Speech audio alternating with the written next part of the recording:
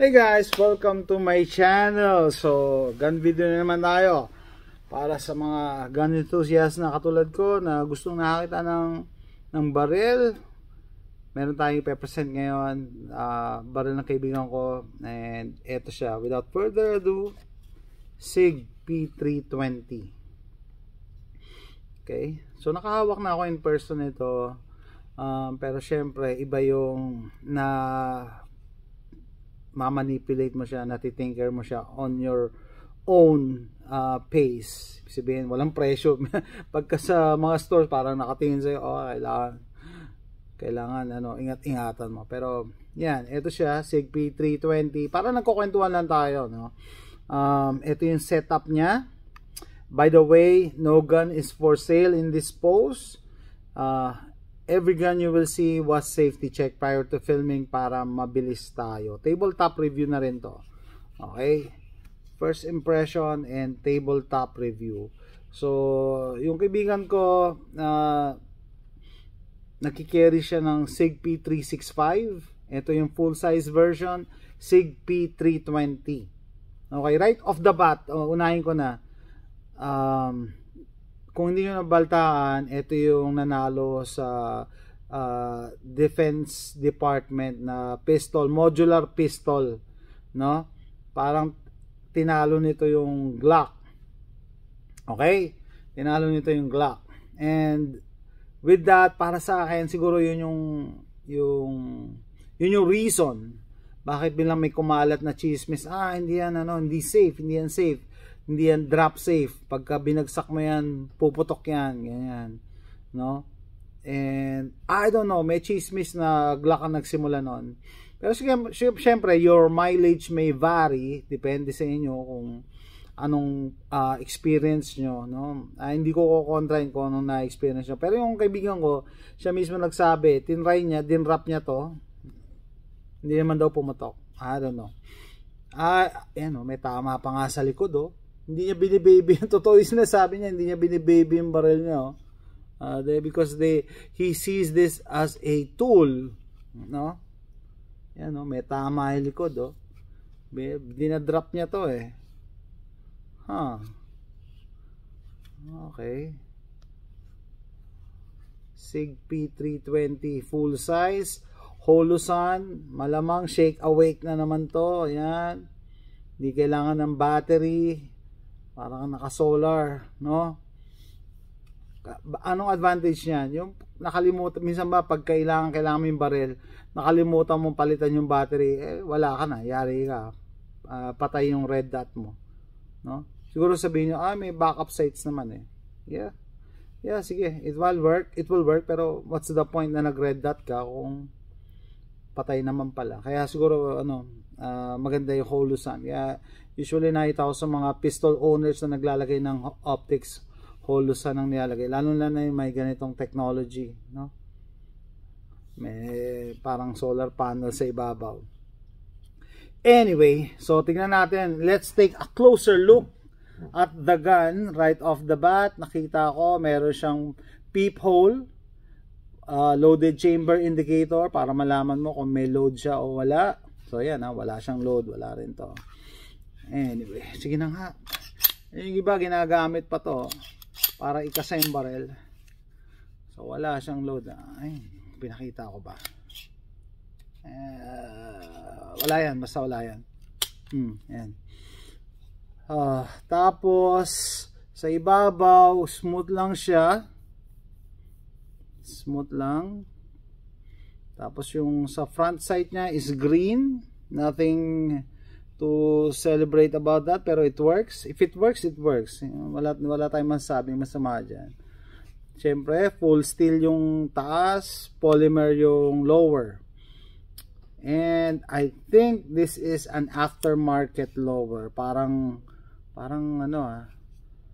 polymer 80. Polymer 80 nga yung lower nito. Okay.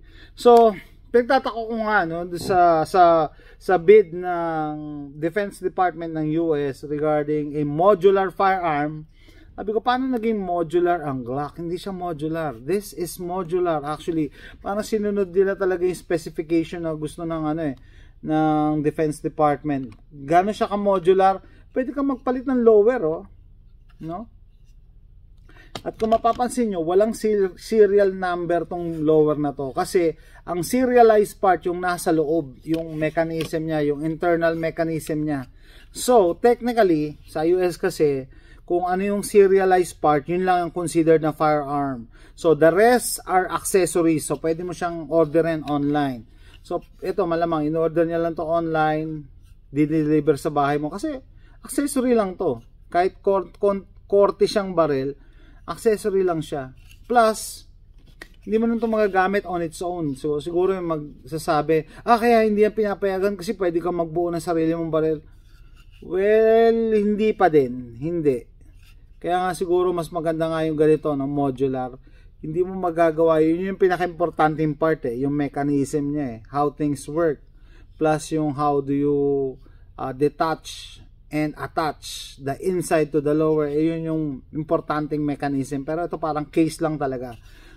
Maganda to, may gas pedal tawag nila dito para thumb rest, para mo pwede mong i-rest yung thumb mo, pang competition. So this is the long version. Abot siya hanggang dulo nitong slide. Okay, tinitingnan ko. Okay, ganda. Tapos ibang klase rin yung stapling. SIG P320 to Kasama na yung pedal niya.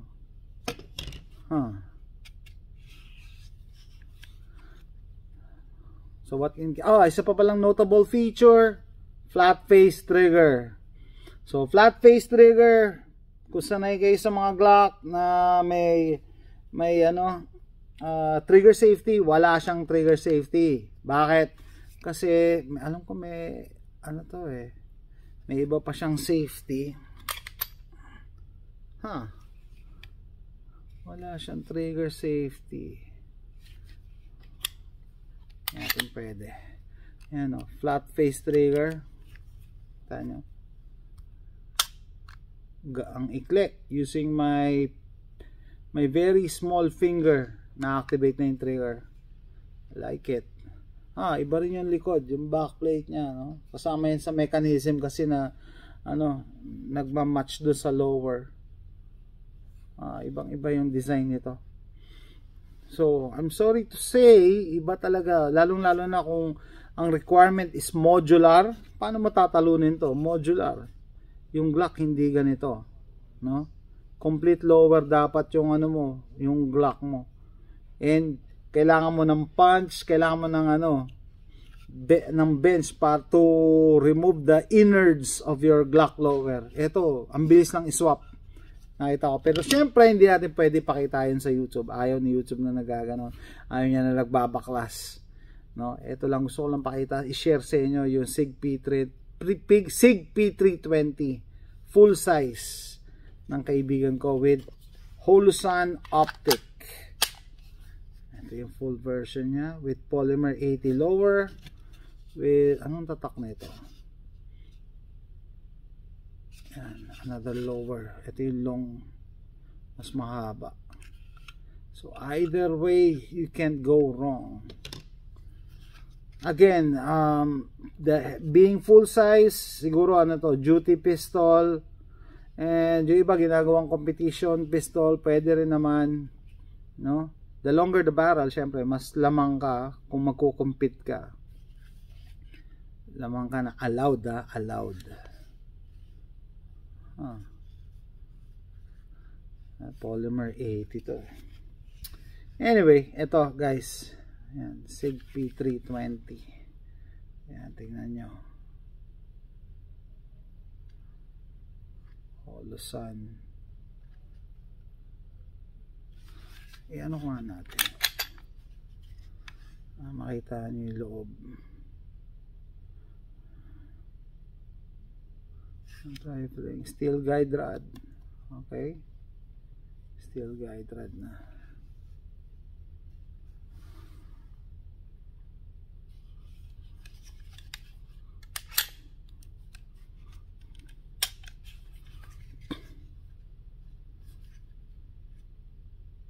Usually mga Glock or other polymer pistol, nandito yung serial number. Pero since interchangeable to, wala kang makikitang serial number dito.